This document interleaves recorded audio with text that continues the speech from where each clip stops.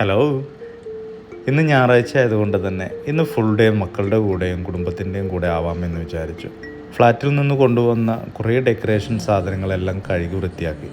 അതിനെൻ്റെ സഹായത്തിന് ഞാൻ 2 പേരെയും കൂടെ കൂട്ടി. ചെറിയ ചെറിയ കാര്യങ്ങൾക്ക് പോലും നമ്മളെ അവർ കൂടെ കൂട്ടുമ്പോൾ അവർ പല മറ്റു കാര്യങ്ങളിൽ നിന്നും എല്ലാം മാറി നമ്മളുടെ കൂടെ എൻഗേജ് ആവും. നമ്മുടെ കുട്ടിക്കാലത്തുള്ളതുപോലെയൊന്നുമല്ല ഇപ്പോഴത്തെ കുട്ടികളെല്ലാം ഡിജിറ്റൽ കാലഘട്ടത്തിലാണ്. അവർ അതിലൂടെയാണ് ജീവിക്കുന്നതും. അതുകൊണ്ട് തന്നെ അവരെ നമ്മൾ നന്നായിട്ട് ശ്രദ്ധിക്കേണ്ട ആവശ്യം കൂടിയുണ്ട്. എപ്പോഴും നമ്മൾ വളരുന്ന അതേ കാലഘട്ടത്തിലൂടെ അവരെ കൊണ്ടുപോകുന്നതും അവരോട് അതിനെക്കുറിച്ച് സംസാരിക്കുന്നതും വളരെ നന്നായിരിക്കും. എൻ്റെ ഒരു പഴയ കമ്പ്യൂട്ടർ ടേബിൾ ഉണ്ടായിരുന്നു.